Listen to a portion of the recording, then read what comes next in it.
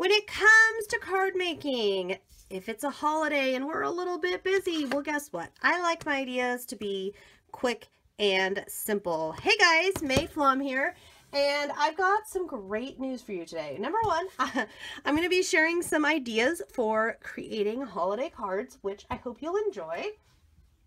But also, I want to be sure to let you know that I do have a free class over at scrapbook.com all about card making for the holidays. So, and not just Christmas or Thanksgiving, all year round. So there's a link to my blog and that post with all the information you need to go and get into that class over on underneath. If you're on YouTube, it'll be a link there. What I'm doing right now is this is a Be Merry stamp, and I'll also, guys, I'll put links up to all the supplies I'm using here. I just like when it's a bigger stamp, I don't have a lot of wrist strength yet, so I like to kind of tap all around just to make sure.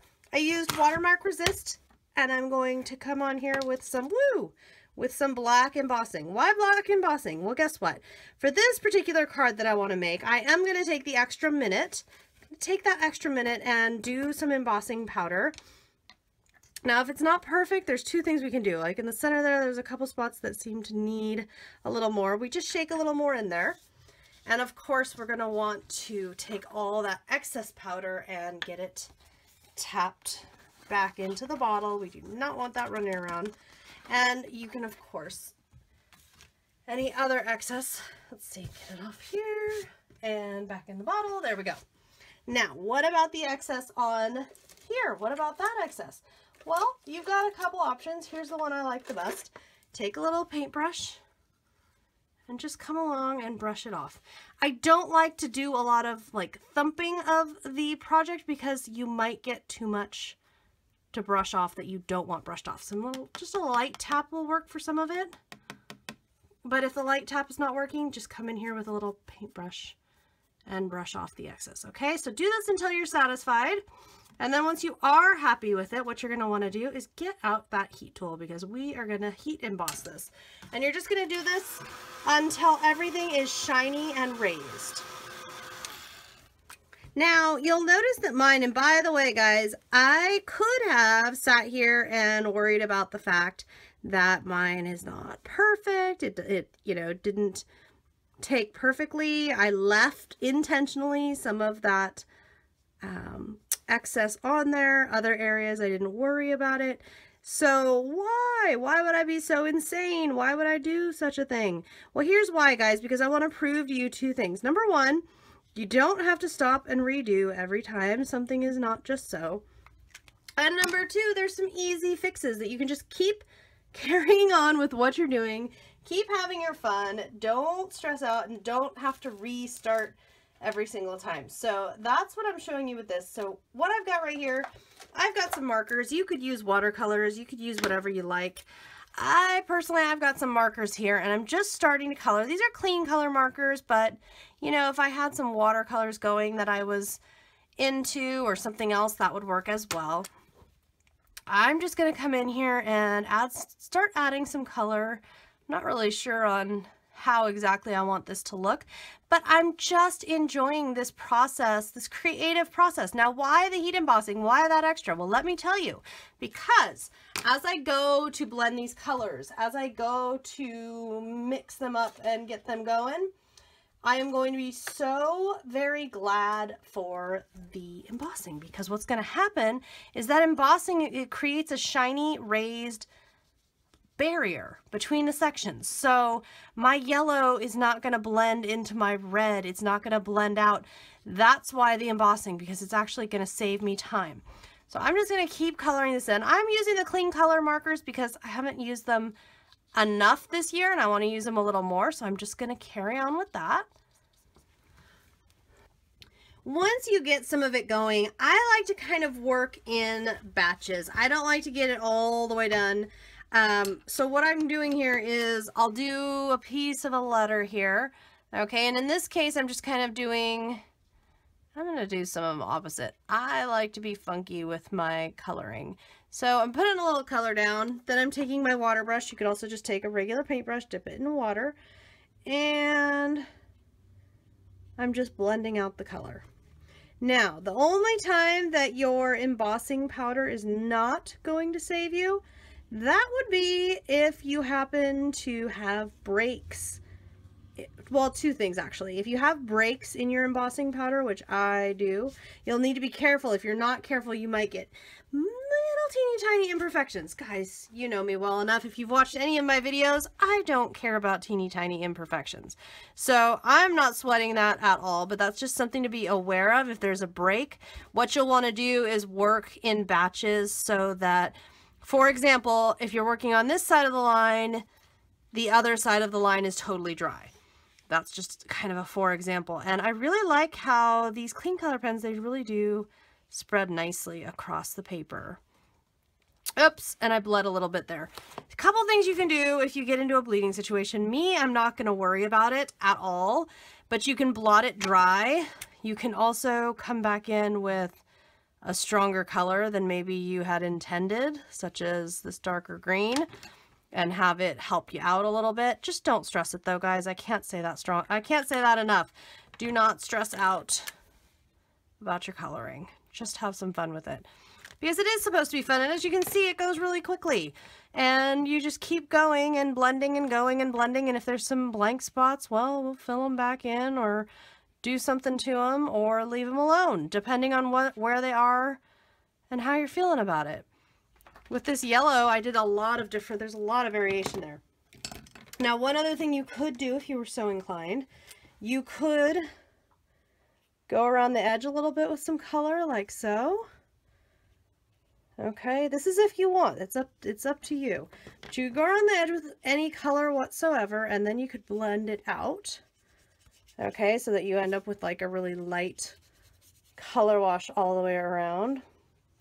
That's just kind of a fun way so that it's just not stark white.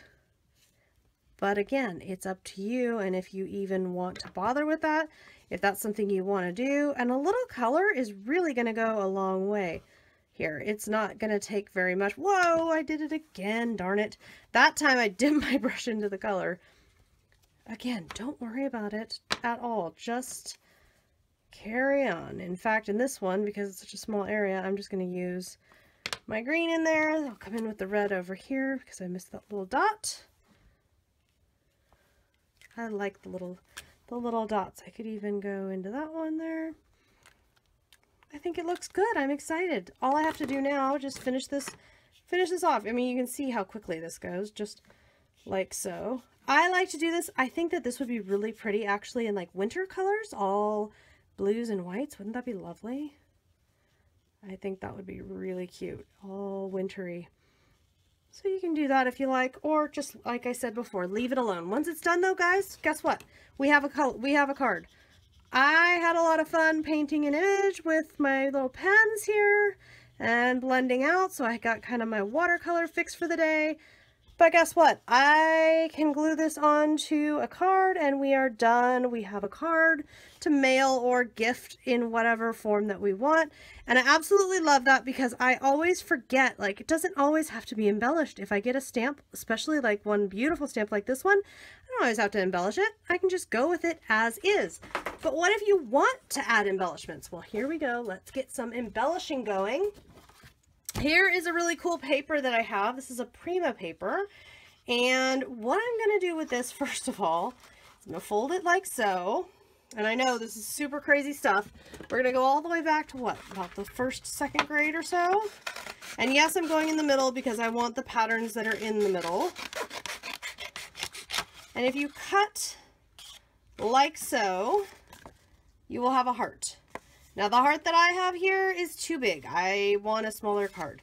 So, and yeah, no, this is not wasted. Guys, I have a scan and cut, so I can go in and cut out all around all of these. I can use this part for other projects, so don't worry about it. I didn't just waste paper. But what you can do when you do this is to just carve it down as needed, like so, until you get a size that you do like. Once you like your size, you'll want to mount it, and then guess what? We're gonna pull out, ooh, I'm thinking the minty bottle, some of my embellishments here, and we're gonna decorate the front of our Christmas card. All right, so I've got, and yes, that's the same paper.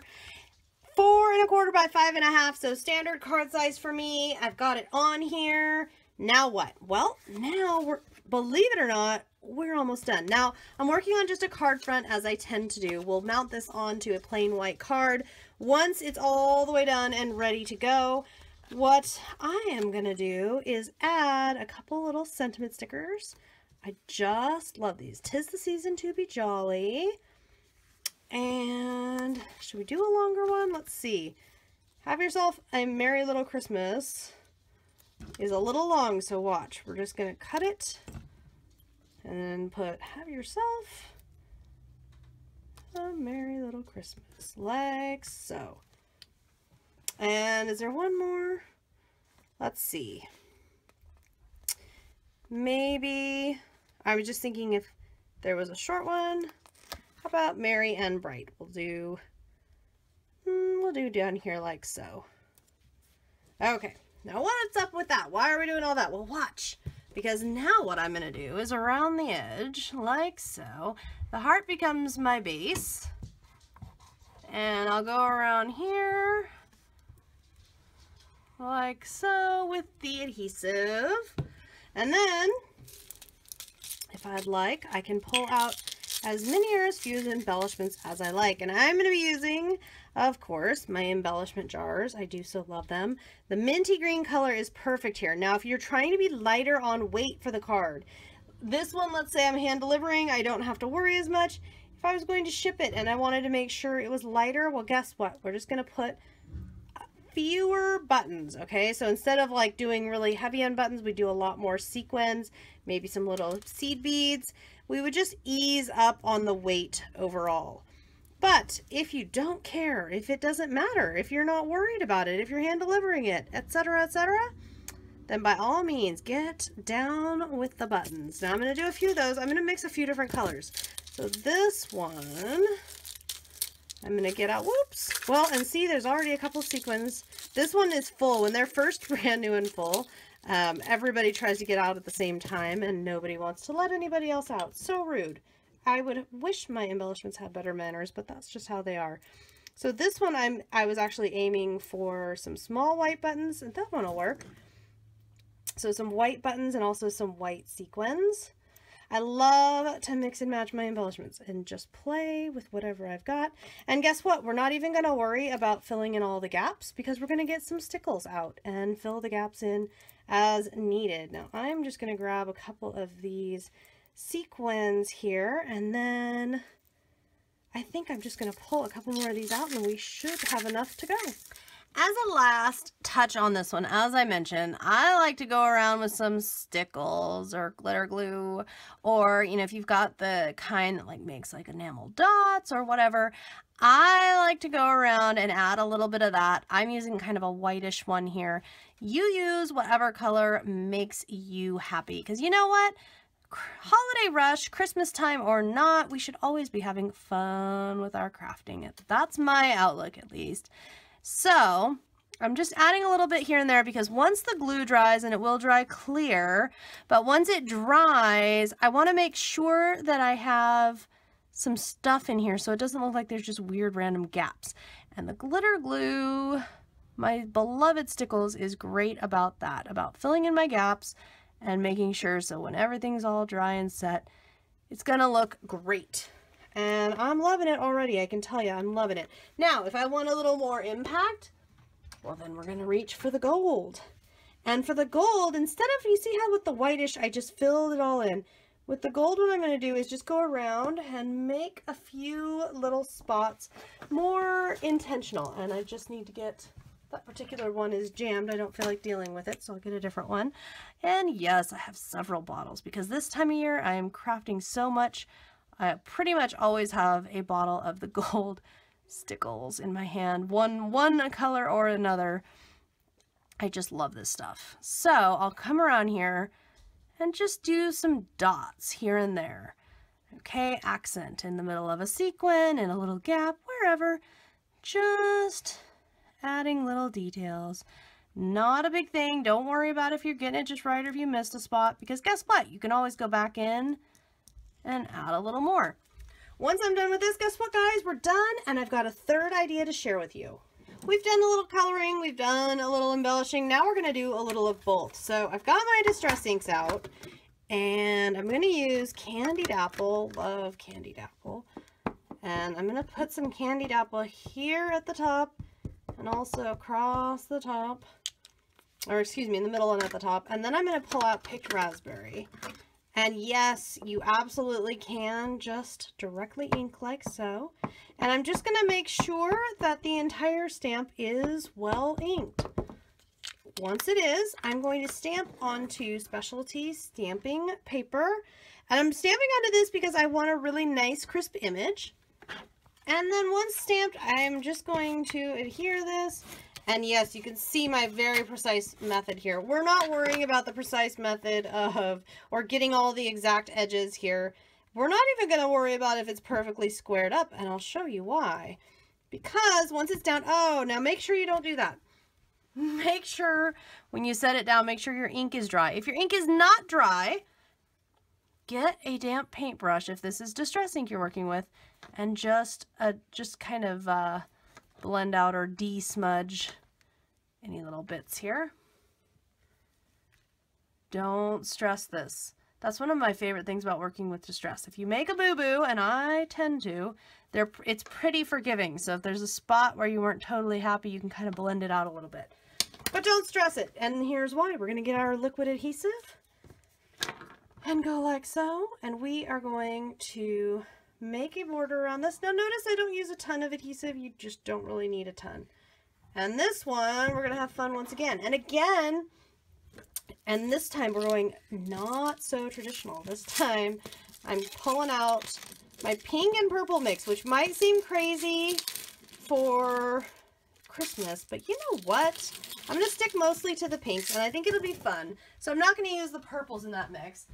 And then I'm also, just to be crazy, and I know pink and red, those are like the Valentine colors, but guess what? It's a lot of fun. I'm going to pull out some of the red buttons here as well. And I know it's a mess. You don't have to make a mess. You could get a nice little container and do this. But there's something about just dumping everything out on my table that just is so much fun to me. So every once in a while, I just really like to go for it like this.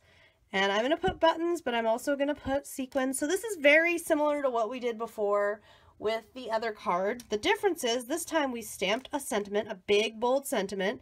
And sometimes those are kind of hard to figure out how you're going to embellish because, I mean, really, what are you going to do? You've got your big, bold sentiment. Well, in this case, what we're going to do is add a bunch of sequins and have a lot of fun. So I'll just do this all the way around the edge.